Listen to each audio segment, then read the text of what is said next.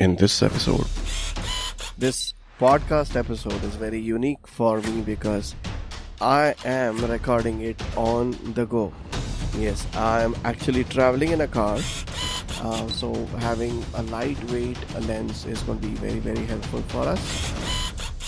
So how do we standardize the distance? That is the most important question that we need to cater to. The next thing is that the lens has to give us minimum amount of distortion or no distortion.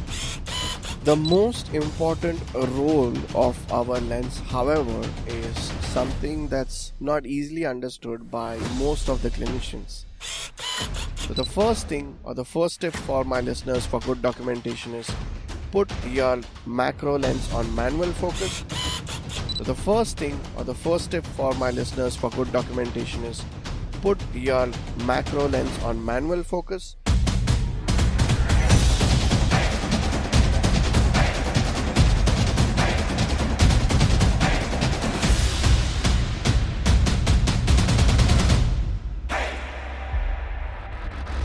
You're listening to the Dental Photography School podcast, where I'll be sharing practical tips on clinical and general photography. I'm Dr. Mayur Davda, and I've been coaching dentists and dermatologists on clinical photography since 2013. If you don't want to miss out on any action, make sure to subscribe to my show because I release an episode every Saturday morning.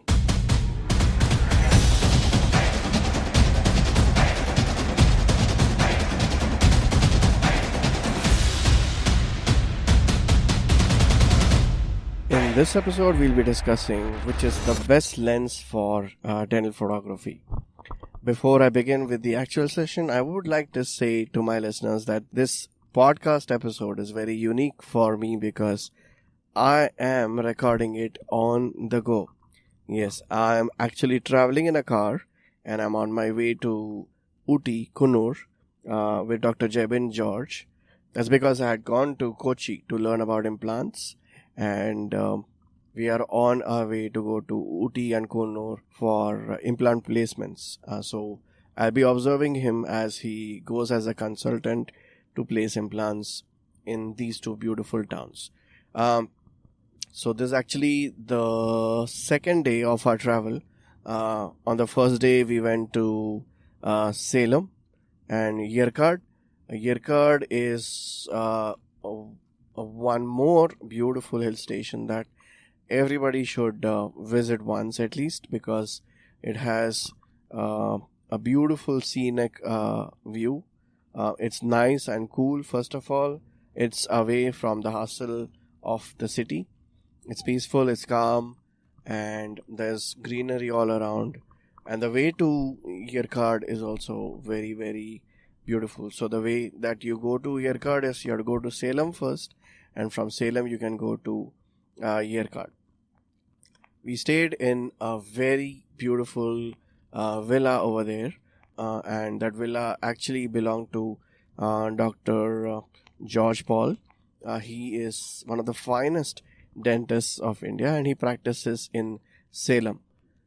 So I am deeply in debt to Dr. George Paul and Dr. Jebin for providing me this opportunity to see so many beautiful places in one go and also learn implants at the same time.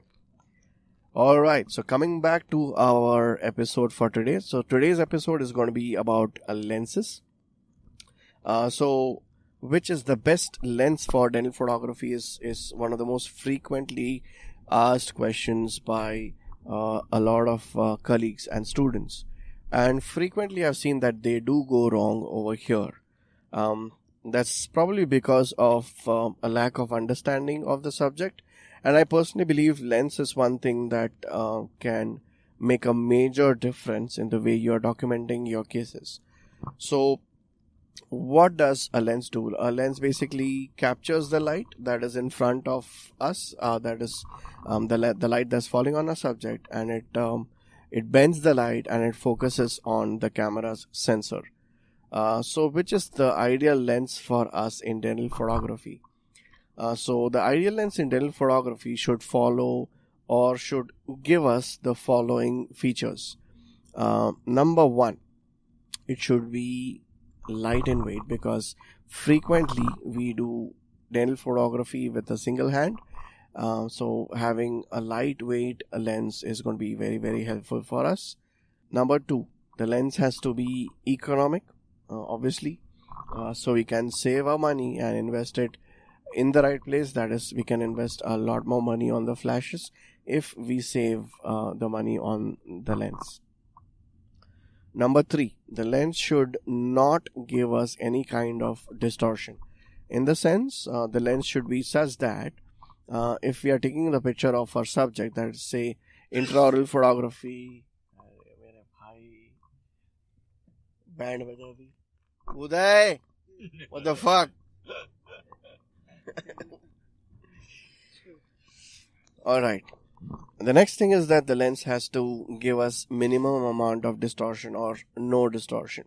So what do we mean by that is whenever we want to take a picture of the patient's face or intraoral photography, or if you are a dermatologist listening to this podcast, if you want to take a picture of lips for fillers, or if you want to take a picture of the forehead region, so we do not want any kind of distortion. So that is also one major criteria that has to be satisfied by the ideal lens for documentation, not only Daniel photography but any form of clinical photography.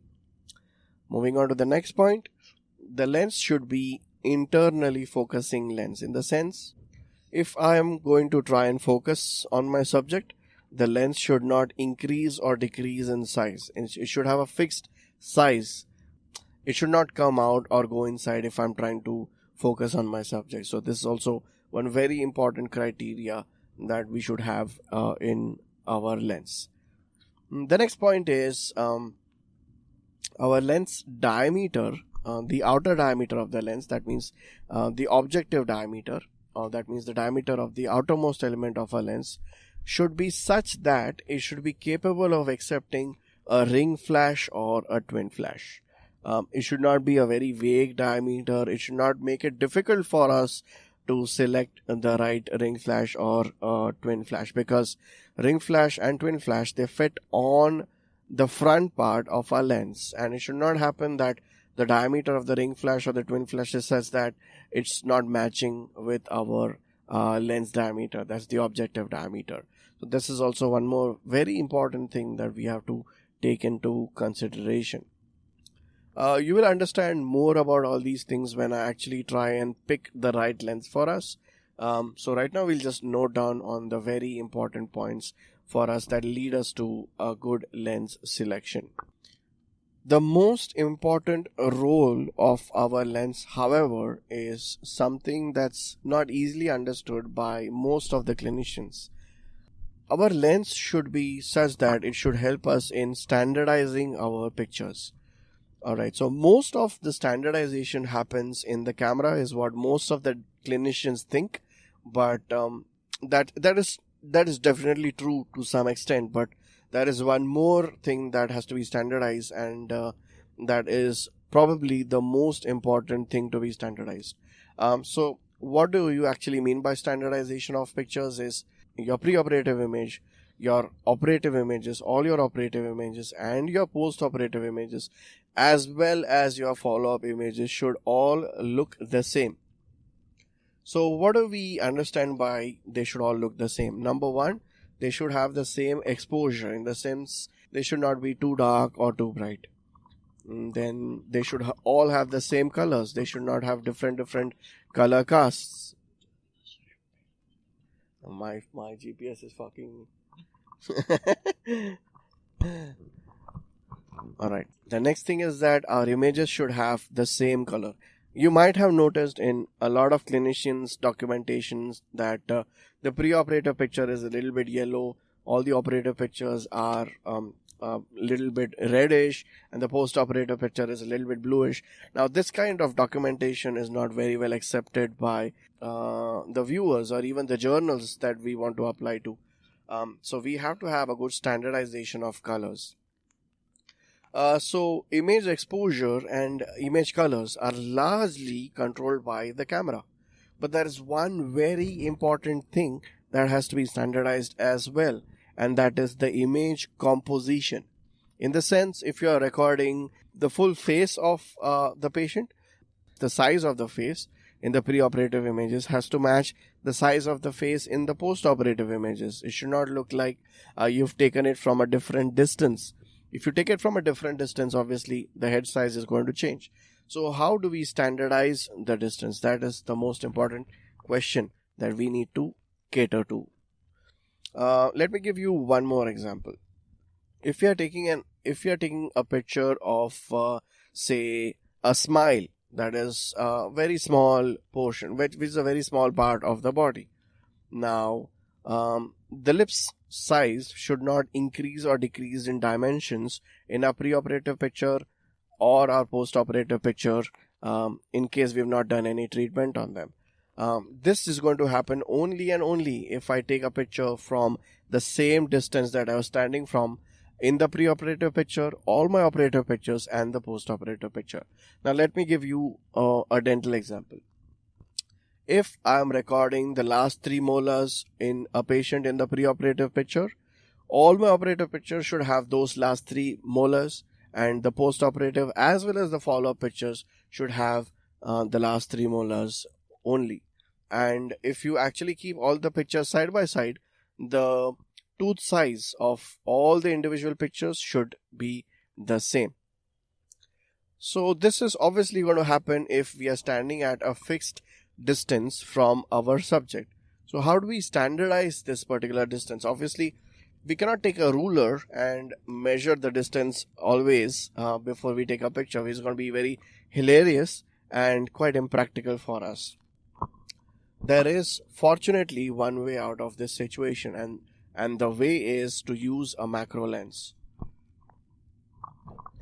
Now, it's very disappointing for me to say this, that a lot of clinicians do own a macro lens, but they do not know how to use a macro lens for documentation purposes. The main reason why we use a macro lens is they give us the exact distance from which we stand from our subject. For example, I can actually set a distance of 1 foot. So there is a dial on the macro lens. We just have to set it on 1 foot. So we just have to set the indicator at 1 feet or 1 foot. And we have to use the macro lens at that particular setting. So how do we use a macro lens is we first of all put the lens on manual focus. We never document our cases on autofocus. So the first thing or the first tip for my listeners for good documentation is put your macro lens on manual focus. Now set the magnification ratio or the distance of your choice.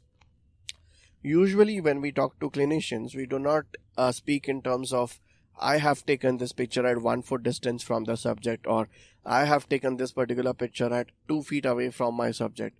That's not a very professional way to communicate with our colleagues. So we use some other term to refer to this particular system, and that system is called as magnification ratio. So the magnification ratio or the distance, both of them are mentioned on the lens, and we have to set the magnification ratio first, or we have to set the distance on the lens first and then use the lens on manual focus. Now the next question would be, if the lens is on manual focus, how are we going to focus on the subject after setting the magnification ratio on the lens? So for people who have never used the macro lens before, we have one ring on a macro lens, which is actually called as the focusing ring, which is used for focusing. But in our particular case, we do not use that ring for focusing. We use that ring for setting the magnification ratio. So once we set the magnification ratio using the focusing ring, we are not supposed to touch that ring once again. So if we touch that ring, the magnification ratio will change. In other words, the distance that we are going to set up is going to change. So once I've set up that I want to be taking a picture at 1 foot distance, I'm not supposed to touch the focusing ring. Or if I say I've set the magnification ratio at 1:2, I'm not supposed to change it once again. If I've set it, I'm not supposed to change it. So how do we go about focusing onto our subject. So the best way to do that is by going ahead and going forwards and behind. So we actually start from very close to the subject, and we are standing at an arbitrary distance from the subject, just say. So if we are standing at an arbitrary distance, definitely the subject will not be sharp. If we want to focus on our subject, what we do is we start moving towards or away from the subject. If you are moving towards the subject and we realize that the subject is becoming even more blurred, we are supposed to stop going in the forwards direction. We are supposed to go in the opposite direction, that is the backwards direction. When we start moving backwards, we'll realize that the subject is now becoming sharper. And at one particular point of time, when you're moving backwards, the subject looks extremely sharp, and that's the exact magnification ratio or the distance that you had set on your lens. Let me give you a practical example. In fact, if you want to actually have a look at the video of what I'm talking about, the video is available on my YouTube channel, that's Dental Photography School. Do check out this video called How to Use Magnification Ratios for Documenting Our Cases. It's going to be really helpful for all of us. That's how we use macro lens for dental documentation. So we are now sure that we are supposed to use a macro lens because it helps us standardize our distance from our subject. So the next thing is how do we satisfy all the other requirements that I mentioned earlier on in this episode. The first and the foremost thing that we want is we do not want any kind of distortion happening in our images. In the sense, if I'm planning to record, say, the nose of the patient, it should not, our documentation should be such that it should not make the nose appear very big or very small. It should make the nose appear as it is on my subject. So this is called preventing distortion. If you want to prevent distortion, the best way to prevent distortion is to use a focal length. So we use a lens which is of the higher focal length. So you will ask me, what is focal length? Now, if you actually go by the definition, it is the distance from the objective till the point of maximum convergence of light when the lens is focused at infinity. Very honestly, we do not have to go into the definitions to understand the focal length. I usually tell my students that it is approximately the size of the lens. For example, if I say a lens is of 50 mm, that means it's approximately 5 centimeters in length. If the lens is 100 mm, then the lens is approximately 10 centimeters in length. You might have seen those very long lenses that wildlife photographers carry. So that's 400 mm, 500 mm. That's around 40 centimeter lens or a 50 centimeter lens. This is just an approximate understanding of focal length. So it's got to do with it's indirectly got to do something with the size of the lens, but not literally. So if you are a geek, a nerd for the details, do check out the definition of focal length on Google, which will actually give you the exact meaning of focal length. But I usually tell my students not to worry about the definition so much. So just try and understand what basically it means. Lens which is of a higher focal length will be longer. So higher focal lengths give us minimum distortion in portrait photography and stuff like that.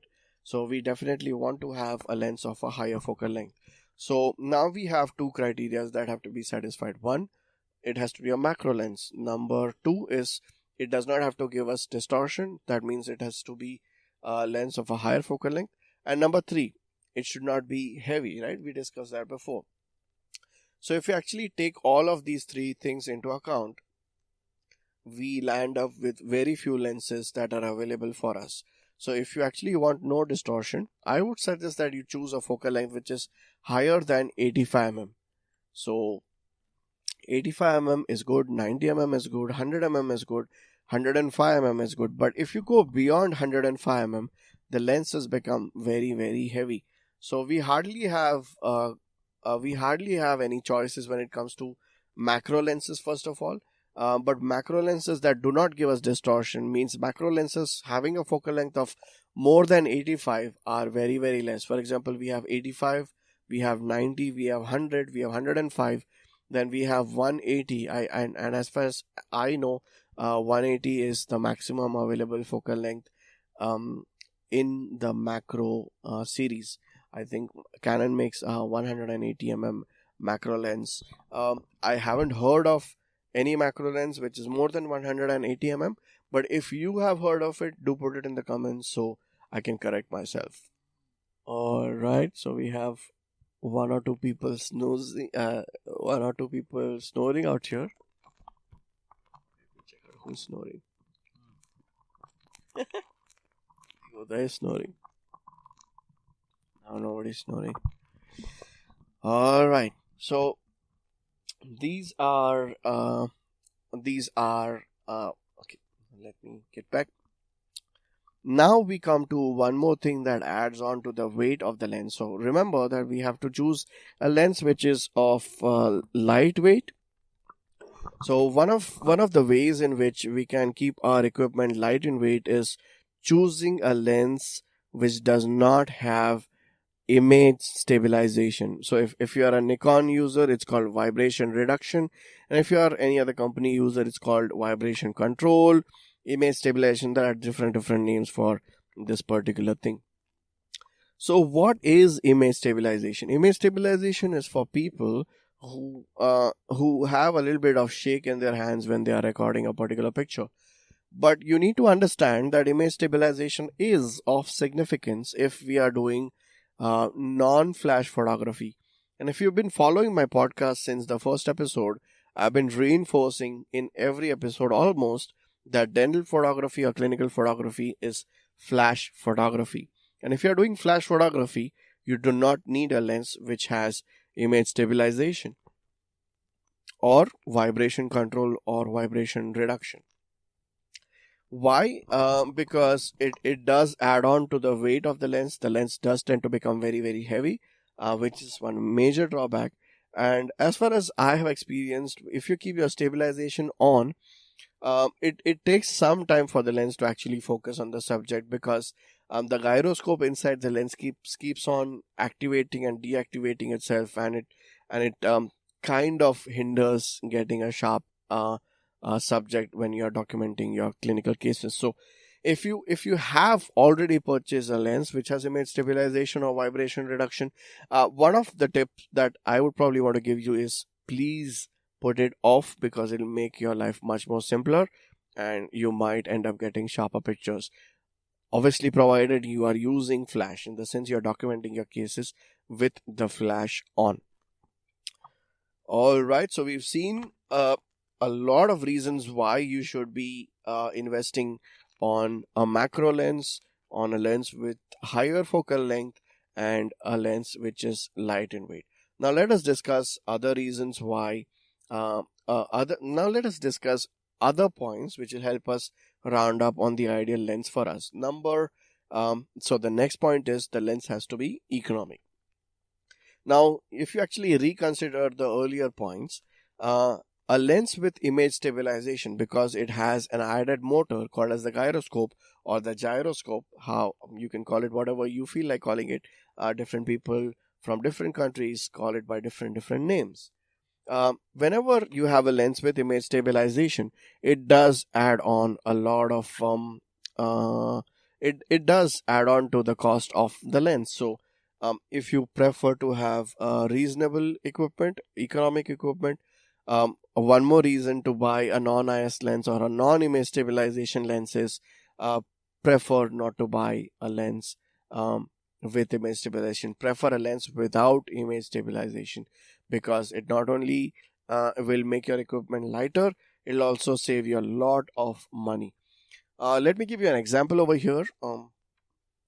If you're buying a 100 lens without image stabilization, I'll be telling you the cost in Indian currency.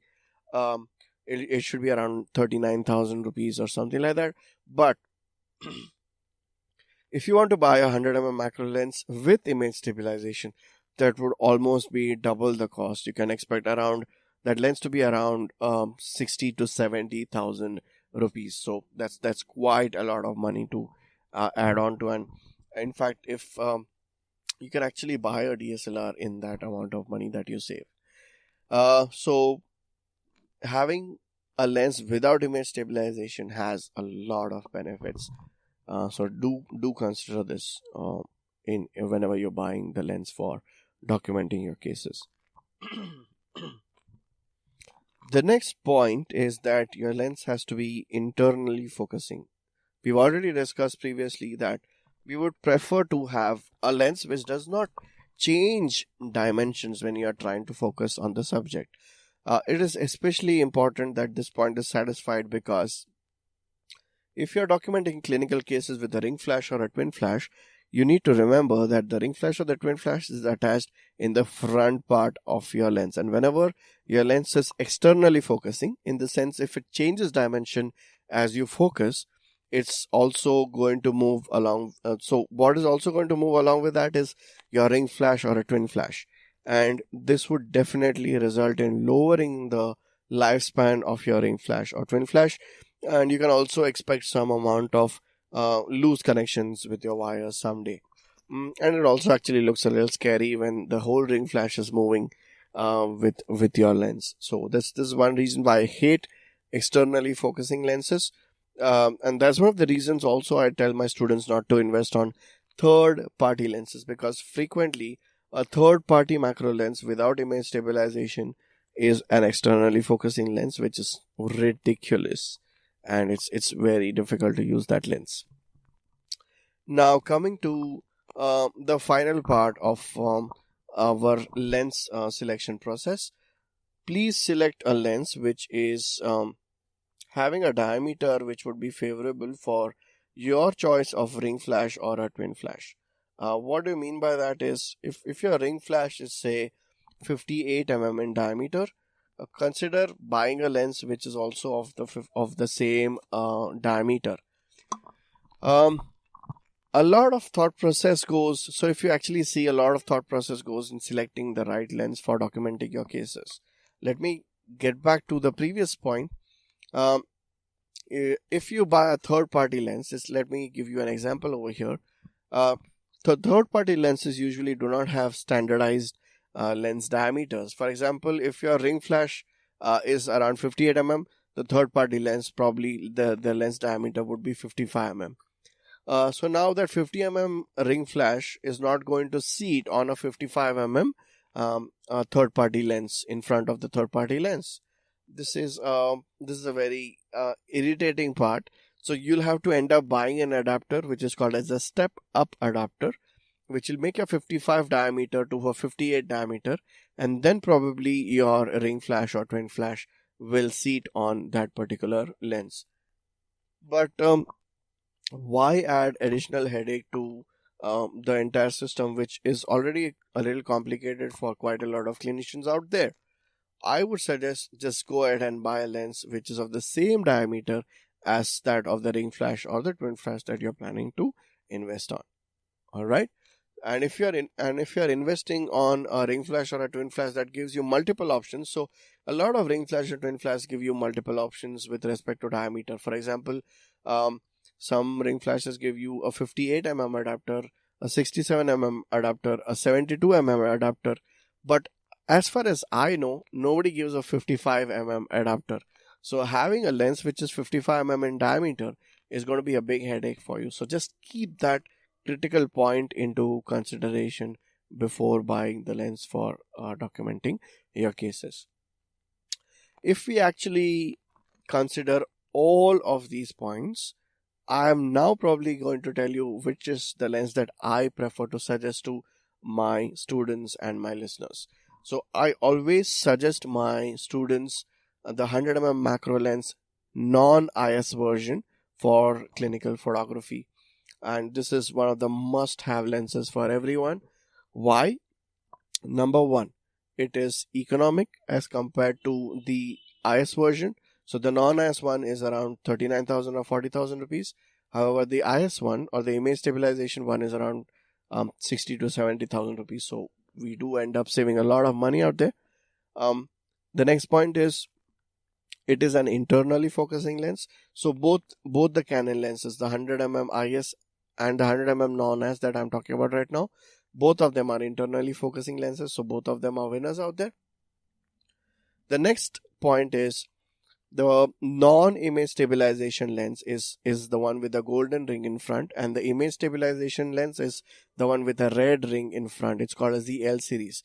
L series is the luxury series in Canon, and they are the premium lenses of Canon. So obviously you can expect them a little higher priced as compared to the non-premium lenses. So the lens that I'm talking about is the non-premium lens. That's the golden ring lens. So the golden ring lens, that's the 100 mm macro lens by Canon, that is non-image stabilization lens, has an outer diameter, or the diameter of that lens is 58 mm, which is exactly the diameter of the ring flash. That's 58 mm, as well as the twin flash. That's again 58 mm. So that's a huge plus. So as soon as you buy the ring flash, you can mount it directly on this 100 mm macro lens non-image stabilization version. However, if you have the image stabilization version, the red ring one, that is 67 mm in diameter. So your ring flash or twin flash is not going to sit on it directly. You will have to invest on something called as a macro light adapter, which is a step down adapter, which is going to convert your 67 mm diameter to 58 mm diameter, and then you will be able to mount your ring flash or twin flash that you have purchased. That's from the Canon company. So we've seen that the non-as 100 mm macro lens is one of the best lenses because it is economic, because it has the right diameter for the ring flash or the twin flash, because it is light in weight, and because it is internally focusing. Now, the reason why I do not suggest my students to invest on Nikon is because Nikon is one company that does not, I repeat, it does not make a lens without vibration reduction in this range of macro lenses. So we have 85 mm macro lens by Nikon, and we also have 105 mm macro lens by Nikon. Unfortunately, both these lenses are VR lenses, in the sense they are vibration reduction lenses. That means they have an additional motor in it called as the gyroscope, which adds on to a lot of weight and a lot of money as well.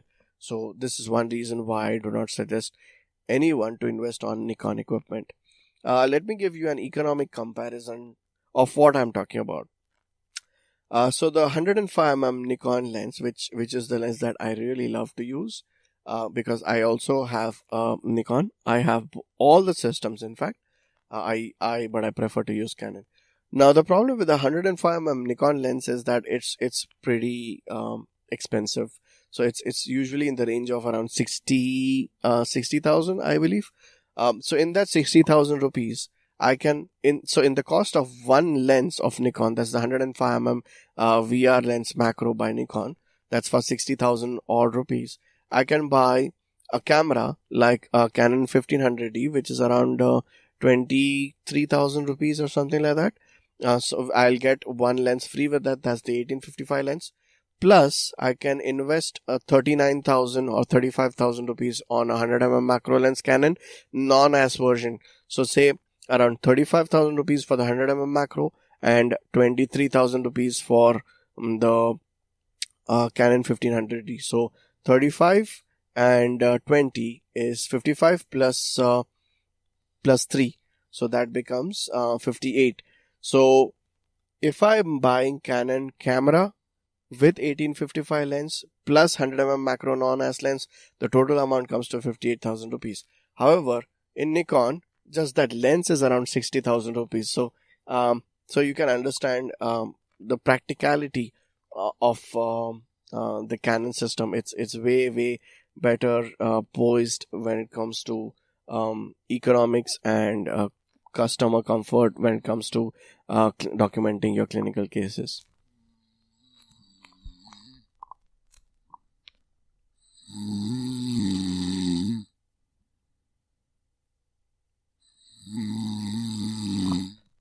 So Dr. Jevin is snoring. I am recording a snoring.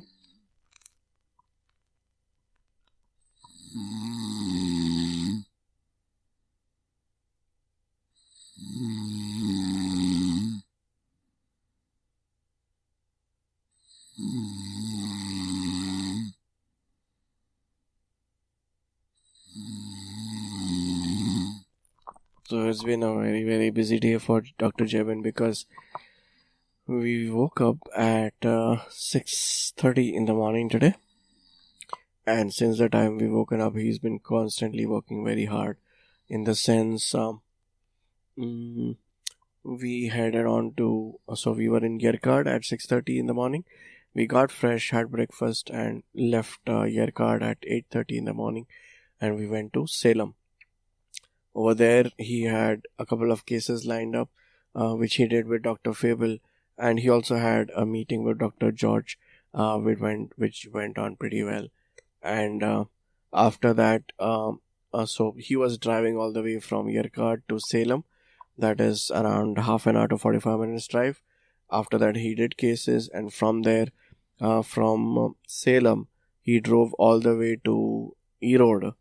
That is town in Tamil Nadu, which is pretty far, and I think it took us around quite a long time to reach. So I think we left. I think we left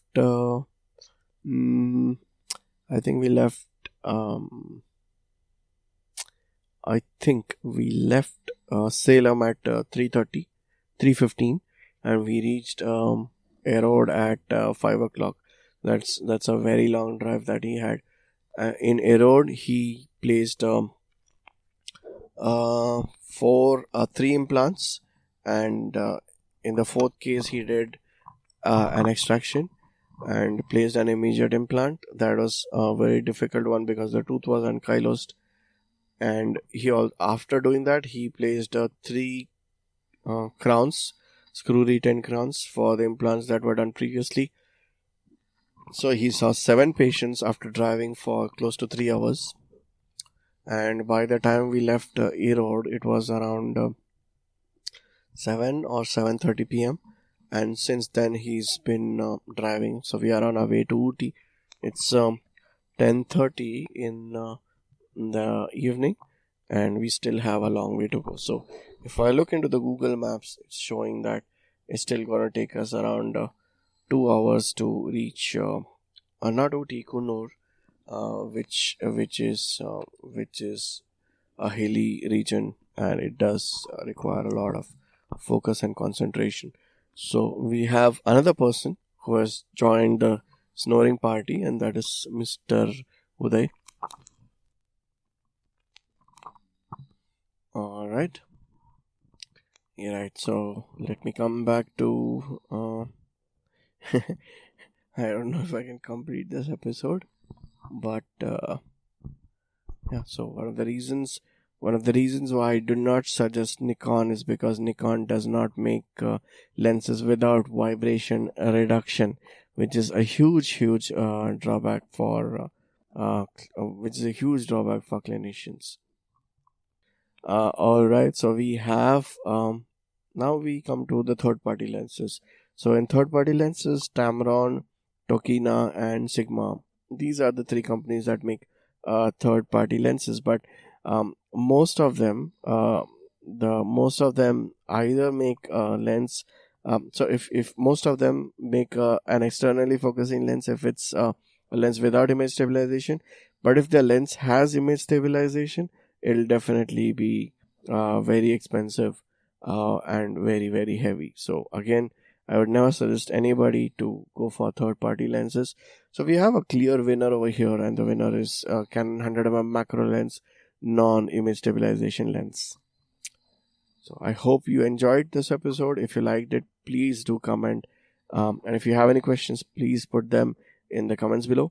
And I will allow Dr. Jebin and Mr. Uday to have a good night's sleep before they start the journey again, before they start the driving again. So good night, Dr. Jebin.